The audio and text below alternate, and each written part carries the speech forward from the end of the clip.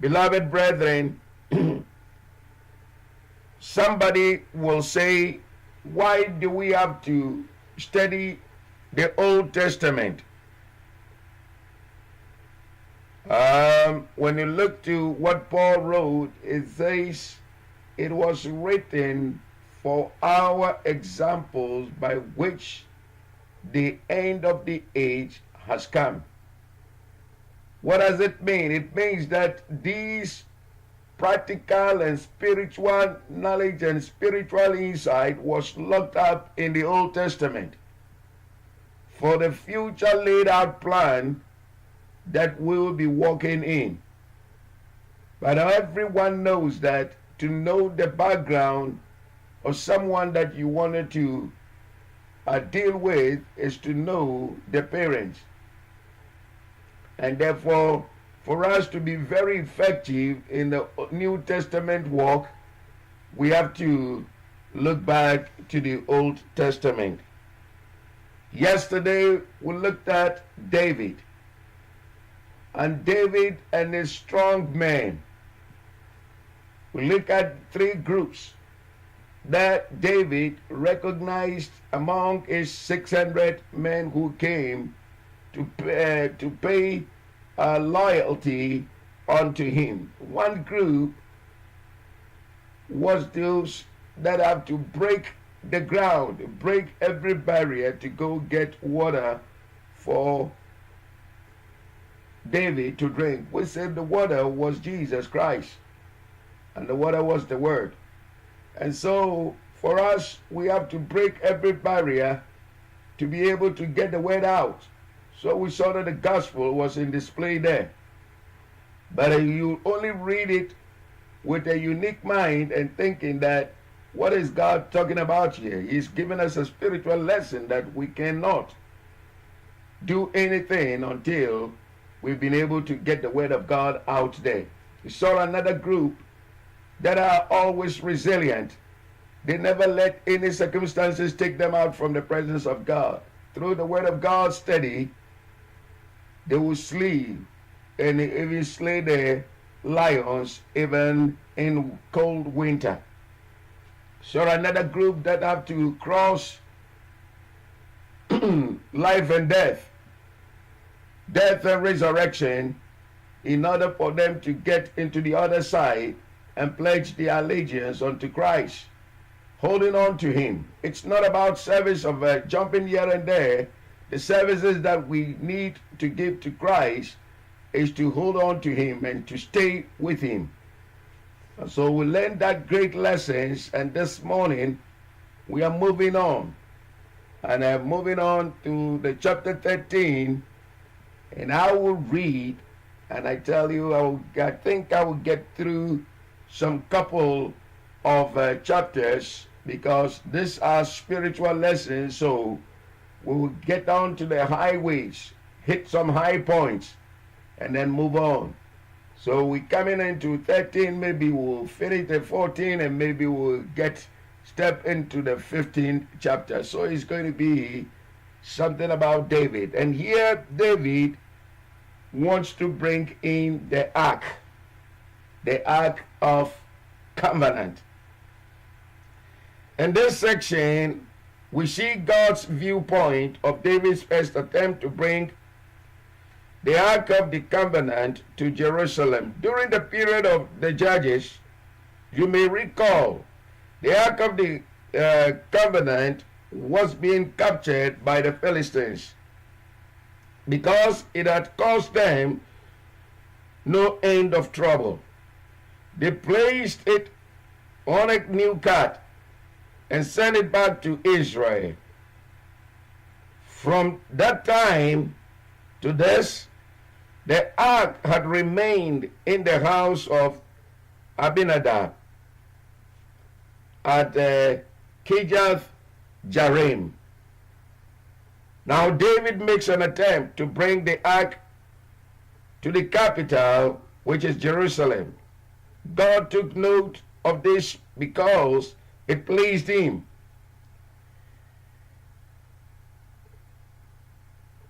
That David was putting an emphasis on spiritual matters. You see, God always captures things that you might just be running up, and there is only one thing that God always captures the attention.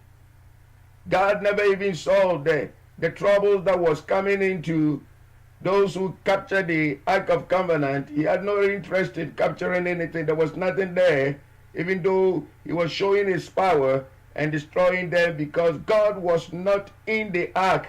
He was only dwelling in between the mercy seat, which is no place at all. But God was really interested, and when David turned on to bringing the ark back. However, David starts off on the wrong foot, and we will see. See how sometimes you go into some other ventures in your own way, thinking that it will please God. Because being a holy person and being someone who never touches sin doesn't mean that whatever that you initiate will be on the right move. You can do good things on the wrong time, and you can move into having the right perspective of having right things to do, by doing it on the wrong note. Here David fits the criteria. Let's now read on chapter 13, verse number 1. And David consulted with the captains of thousands and hundreds, and with every leader. You see, that's the threshold that you see that there is a trouble coming. Why? Because David consulted the captains. We are living in a world that sometimes everybody wants to have a say. Right? Even in the church. They have no spiritual understanding, spiritual anything, just because they have heard something called democracy. They don't understand the things of God, and therefore they feel that their voices must be heard. And so in any attempt for a pastor even to go solo, for any attempt for the pastor to initiate something without consulting some of the elders, is tantamount to whatever disaster that they have really colored it up. David now is Israel's new king. As he comes to the throne, he has tremendous plans. He has great vision, and he wants to bring the ark to Jerusalem. So he consults with every leader. I feel that David made a mistake in consulting all these men. God was leading him and giving him directions. He didn't need human advice. As I see it, there is a serious problem developing in many churches today, because there are too many men who want to have their fingers in any pie that is being produced. That is especially the board of churches. You know, those who sit on the board want to make the decisions. The problem arises because many of those men are not spiritually equipped to make decisions. Many times their wrong decisions hurt the cause of Christ. It seemed to me that David made a mistake by consulting with all these leaders. He got into trouble by listening to every one of them. I remember when we brought in first into our church, Methodist church, the young man wanted to be charismatic. And you know, Methodists have some kind of a way, it's methodically. They do things methodically. And so anything that is alien to them, they will never embrace it. So they fought us to the nail and put some of us out of the church because they said we are too radical for the church. But you see, they have to consult some others They feel that that sort of a service was a threat to Methodism. And therefore, the only thing that they did was to bar us not to come into the church. Or we will never be able to be handled keys to have our all-night services, which we go there and spend time to pray. And you can believe that a church will avoid prayer meeting. And it happened because of everybody wanted to have a say in the consulting. If a leader has a vision, we see that it's part of the vision of the church to have people who pray daily. Now let me move on. Verse 2 and 3. And David said unto all the congregation of Israel, if it is seem good unto you, and that it be of the Lord our God, let us send abroad unto our brethren everywhere that are left in all the land of Israel, and with them also to the priests and the Levites, which are in the cities and the suburbs, that they may gather themselves unto us. And let us bring again the ark of our God to us. For we inquired not at it in the days of Saul. This is a sidelight of the days of Saul. During that period, the worship of God in the tabernacle was entirely omitted. As a result, the entire tabernacle organization was broken up. The Levites were scattered. Now word is sent out throughout the entire land that David wants to bring up the Ark of Covenant. You see, David looked at the failure of King Saul. There was no any enlightenment or spirituality. And he knew that this is exactly what has caused this nation to disintegrate. So David wanted to build upon the failure of the king, the predecessor. And that was a good point. But was it valid in the sight of God? Look at it. Verse number 4.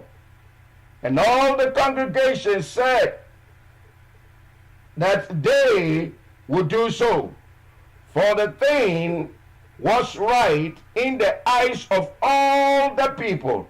You see, having it right in the sight of the people does not necessarily mean that it's also right in the sight of God. Debunking the idea that we have a saying that the voice of the people is the voice of God. Nonsense. The decision, unanimous. They all want the ark brought to Jerusalem. That's an applause. And everybody will go in for that kill. Listen to the next verse.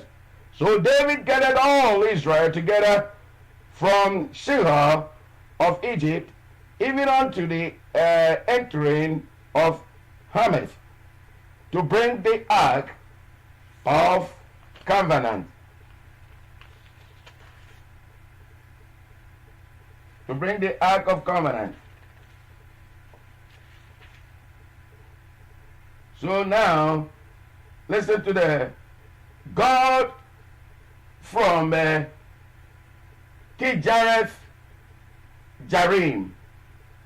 So here we see that they are going to bring the Ark of Covenant of God. From where? Kirjath Jearim. That was where the Ark has been kept for all these years. In 1 Samuel chapter 7, we have the record of the ark being taken to Kirjath Jearim. You remember when we were studying the book of 1 Samuel, and when the people could not hold on. Any place that the Ark of Covenant passes, it brings up some trouble, and so they have to dump it at a point. Now listen to verse number 6. And David went up and all Israel to Bala, that is to kill Jarim, which belonged to Judah, to bring up thence the ark of God, the Lord, that dwelleth between the cherubim, whose name is called on it. Of course, God did not live in the ark, nor between the cherubim, but that is the place he designated as his meeting place with the people of Israel. His presence was there. Now, they will make their big mistake, as someone has put it. This is doing a right thing in a wrong way. It was right to bring the Ark of Covenant up to Jerusalem, but the method of doing it was wrong. Let's read it. Verse number 7. And they carried the Ark of God in the new cart out of the house of Abinadab, and Uzzah and Ahio drove the cart. What is wrong? God had given explicit direction as to how the Ark of Covenant must be carried. Other parts of the tabernacle could be transported on cart, but not the Ark of Covenant. Notice that God has said to Moses, and when Aaron and his sons have made an end of evening the sanctuary, and all the vessels of the sanctuary, as they come to set forward, after that the sons of Kohath shall come to bear it, but they shall not touch any holy thing, lest they die. These things are the burden of the sons of Kohath in the tabernacle of the congregation. Numbers chapter 4, verse number 15. The ark was never to be carried on a wagon. It was to be borne on shoulders of sons of the of Kohath. Why? Well, the ark speaks of Christ, and he is to be carried even today by individuals. What does it mean? Jesus said that if you lift me up, I will draw souls unto myself. It is not that the church must carry it. It is the individual like you and I must carry the gospel. If we lift up the gospel right on our shoulder, Jesus himself will draw souls unto himself. He is the Lord of harvest. All what we have to do is to carry Jesus wherever we go. Carry the gospel wherever that we will be designed to be. It is not waiting and consulting with someone or waiting for someone to prepare the ground for you, but rather you carry it out. And that's how the designation and what God was speaking into the now. How do we carry the gospel? We carry it by individual. Beloved, I see that you can never claim yourself as a child of God in a completion, sitting in the very luxury of your comfort, without having the burden of carrying that burden upon you, on your shoulder. It should be on your shoulder. That means that it should be a burden on you. I don't know how you can be eating and drinking and sleeping, and you can have luxury and go to fun clubs and go in and side out for the whole night and come back the next morning. Beloved, how can you just be if you are burdened? Imagine that you have a child that is dying. You have a child that is having some kind of diarrhea. You have a baby that cannot eat. Do you carry that thing as a burden? You also don't eat. You don't sleep. I've been there before.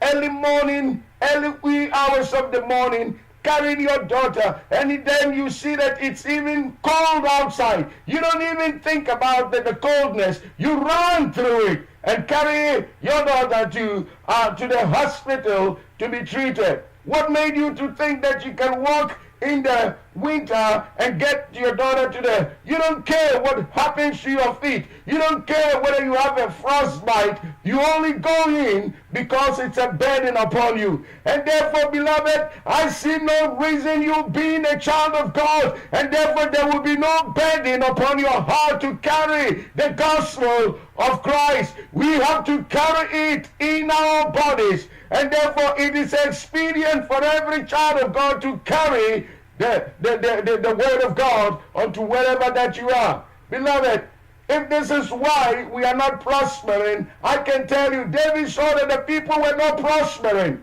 because Saul has deserted the Ark of Covenant and has deserted the practice and the worship of God. But you are coming into this picture. God wants you to convey this message unto you. David went forth and then he did the wrong thing.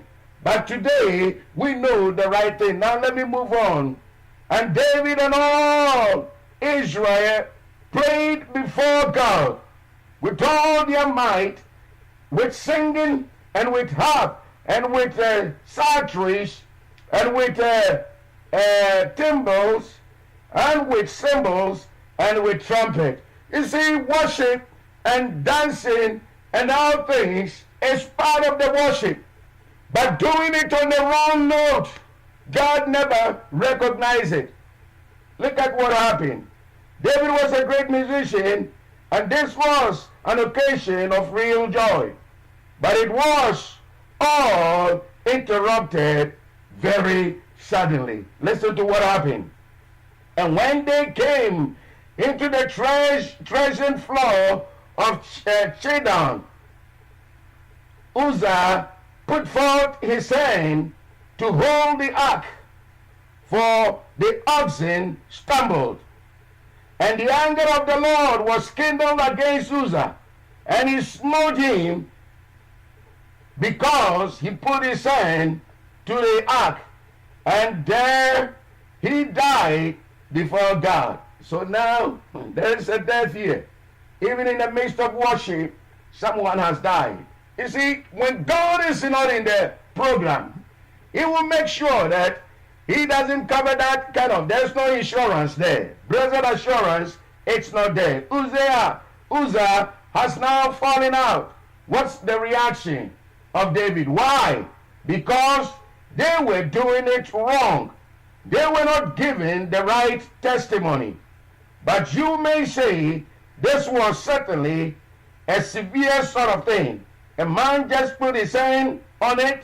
Well, to bring with, the ark should be on, not on a cart.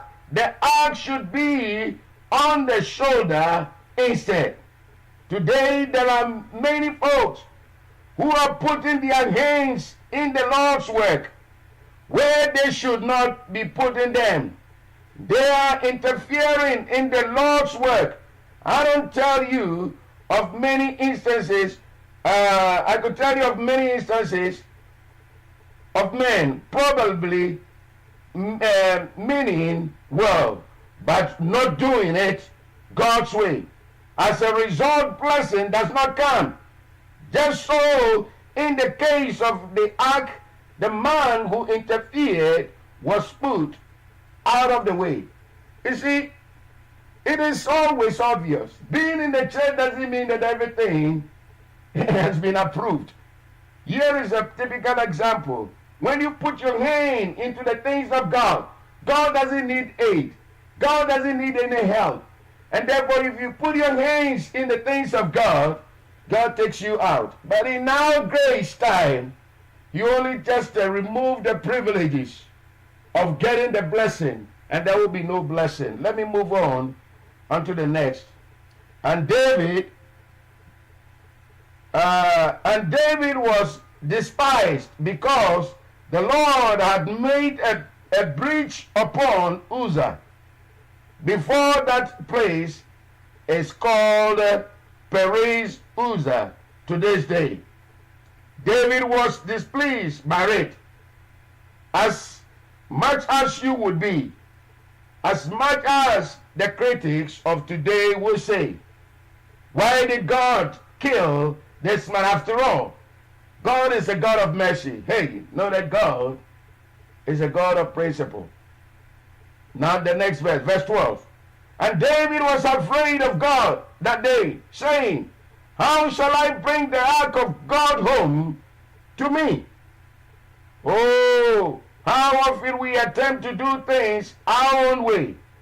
And when we fail, we blame it on God. We say, how am I going to do this for the Lord? Well, do it God's way. Turn it over to him. That is what David finally had to. Verse number 13 and 14. So David brought not the ark home to himself, to the city of David, but carried it aside into the house of Obed-Edom, the Gittite. And the ark of God remained with the family of Obed-Edom in his house 3 months. And the Lord blessed the house of Obed-Edom and all that he had. So David now felt that this is too much. I cannot take it. Let me now go dump it out. He dumped it in a place and God started blessing the family. So now David became jealous. But what is it? That this man is getting all the blessing.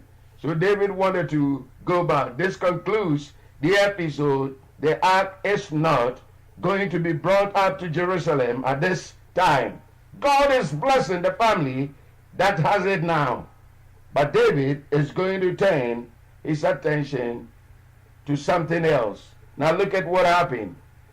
Now we turn into chapter 14, verse number 1. We have more time. Yeah, let's go on. Say, now Hiram, king of Tyre, sent messengers to David and timbers and cedars with masons and carpenters to build him an house. David and Hiram were great friends. We are told elsewhere that Hiram loved David. Here at the beginning of David's reign, Hiram went to help him build his house, his palace. Look at the verse 2 and 3. And David perceived that the Lord had confirmed him king over Israel, for his kingdom was lifted up on high because of his people Israel. And David took more wives at Jerusalem, and David begat more sons and daughters. You might think that because he's a man of God, God approves everything that he did. He took more wives, and that was his problem. And God was displeased with it. And don't think that because even David had more wives, so you have the chance also to go in and thinking that, oh, I have to get a woman from my own hometown. This is what the Africans do. They say that, oh, yeah, this one is here, and now they've elected me to be a king. They've elected me to be a chief. They've elected me. Every chief and every person who is elected in Africa, when you are elected to be a chief, there is a stool wife. If you don't know, there is a stool wife. So they consult you and tell you that as long as you're going to be maintained to be the chief and represent the people, there is a stool wife. You have a wife by name. And if you agree to it, that means that that woman will not follow you to America. That woman must stay there. And anytime you go, that is your wife also. Nonsense. And that's how they take us and to trap us. And so if you want, go in for it. That's how it happens. Now let me move on and say the verse number 9 and then verse number 12. And the Philistines came and spread themselves in the valley of Rephaim. And David inquired of God, saying, shall I go against the Philistines? I love how this scripture is being laid out. And wilt thou deliver them into my hand? And the Lord said unto him, go up, for I will deliver them into thy hand. So they came up to Baal Perazim, and David smote them there. Then David said, God had broken in upon mine enemies by mine hand like the breaking forth of waters. Therefore, the place was called Baal Perazim. So that means that how God used his hand to break forth the waters and break these enemies. He called it Baal Perazim. And when they had left their gods there, David gave a commandment, and they were burnt with fire. This was a great victory for David over the Philistines, and Israel hadn't had many victories over these people. Now, verse 13 and 14, listen to what happened. And the Philistines yet again spread themselves abroad in the valley. Therefore David inquired again of the Lord, and God said unto him, Go not up after them, turn away from them, and come upon them over against a mulberry tree. You see, for us to have a victory means that we are going to win the same thing the next time. Beloved, God doesn't repeat things like sometimes we have to use wisdom, not faith. I've looked at people who walk in faith and they have failed miserably. It is always good in faith, but you have to sometimes use a sacred wisdom. Walk in the ability of knowing exactly what to do. David here could have walked in faith and said that yes, God gave us victory last time. This time around, God is going to give us victory again. David never did that. He had already gone to consult friends and consult all the people around and has brought a misery upon by taking the Ark of Covenant in the wrong note. Now David is learning his lesson. He's not going to do anything without consulting God. Even after victory, he never dreamed that the second time too he will win. So he asked God. Listen to what God said. He said, don't pursue them, but rather bring them out of the shades and bring them into the mulberry tree. When they come out, that's where you will be able to win that victory. Beloved, sometimes we use the old method in every judgment of every problem. Because you want this problem by this method, you are also thinking that the next problem can be tackled by the same method. When God sees, listen very carefully, when God sees that you know how he is going to work, he ceases from working in that provision. I've been old enough to know the tricks of God. Anytime I make myself that I know what he's going to do, he always disappoints me, and he does it in a different way. I'll be looking on the left and God will be coming on the right. Because I've seen him work that way, I have a content of a word also facing him on the same side. But God will always move away from exactly what it is. Now let me move on to verse number 15. And it shall be, when thou shalt hear a sound of going on the top of the mulberry trees, that then thou shalt go out to battle, for God is gone forth before thee to smite the host of the Philistines. A pastor friend of mine came to tell me about a church he was going to serve. And because I knew things about the church, I advised him not to go. He asked me why. I answered, you had better wait until you hear the sound of going on the top of the mulberry trees before you go there. You see, there are times when you are, and you and I are simply to wait until there is no doubt that God is preparing the way for us. This talk of stepping out on faith may not be faith at all. It may be presumption instead of trusting God. We may be tempting God rather. We need to wait for the Lord to give the signal for the sound in the top of the mulberry tree. We need to be careful that what we call step out on faith isn't simply a foolish move. Sometimes we are tempting God instead of trusting Him, all in the name of I'm walking on faith. A little man one time told me he was sick, and then he said that he was going out there to pray. And so I asked him that, why do you have to take this sickness onto that church to pray? He said that, I know God is going to heal me there. I know that God heals. But isn't it so tempting God when you know that these kind of sickness that the doctors have declared upon you, it is the sharp thing to talk to a doctor to be able to help you out. What God uses men to bring healing onto. Doctors are also the tools of God. And therefore, it will be naive on your side to just take up a stomach ache and just go down there when you can just go and Dr. Uju will just prescribe something for you for just 2 seconds. Wouldn't you save your breath in taking that medication and then get up after healing rather than going down to spend your time and to pray? And most of the time when you pray with an empty stomach too, the kind of acid that goes in your stomach is too much. Just hearing the doctor is wisdom.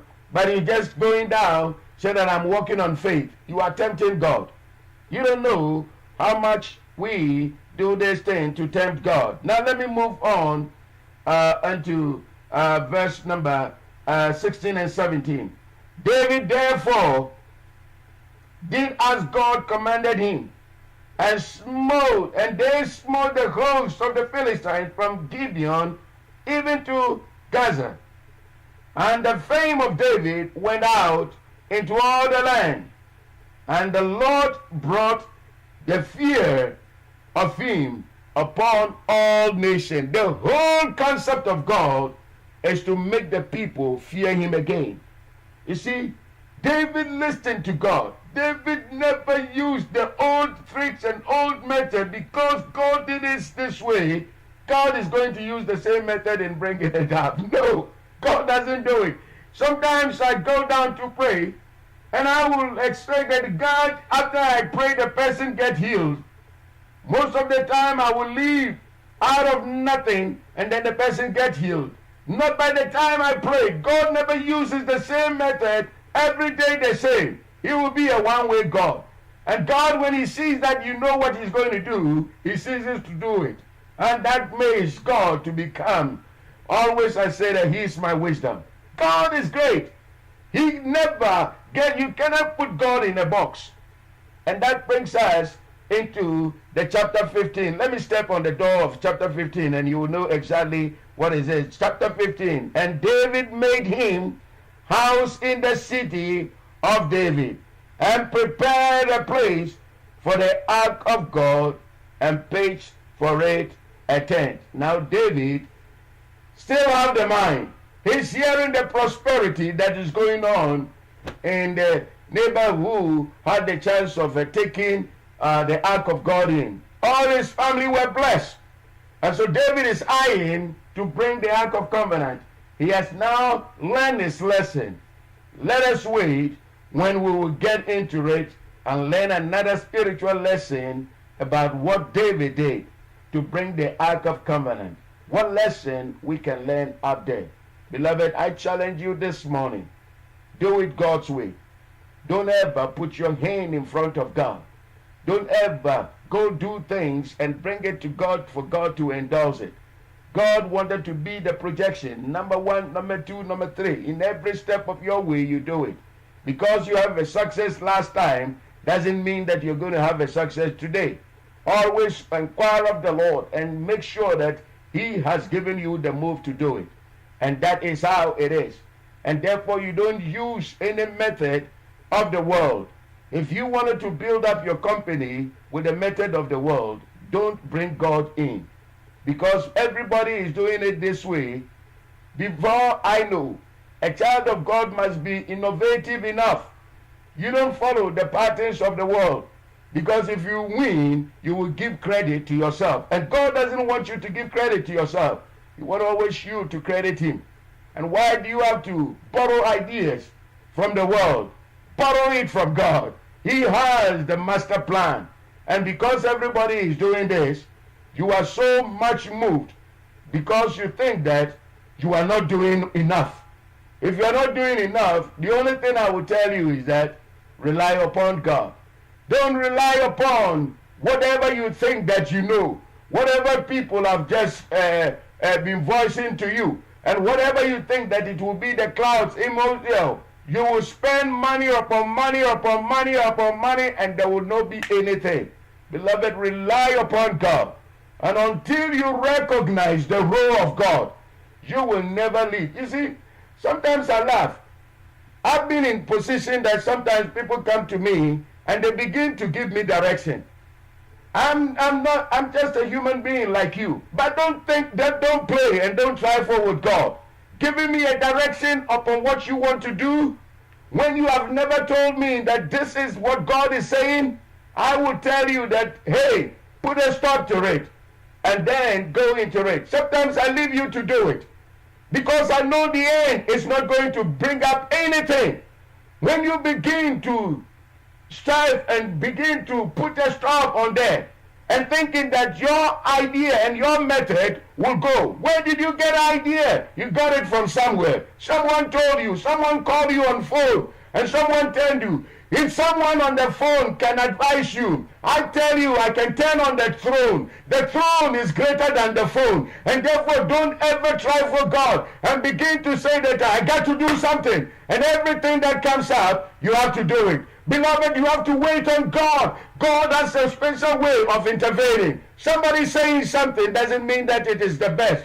Because you won the last time, doesn't mean that you're going to win again. If you are dealing with God, always go behind God. Don't go ahead of God. Don't put your hand ahead of God. David learned a lesson. What have you learned this morning? And I challenge you, don't go ahead of God and let God always lead. Even in Jesus' name, amen. Amen.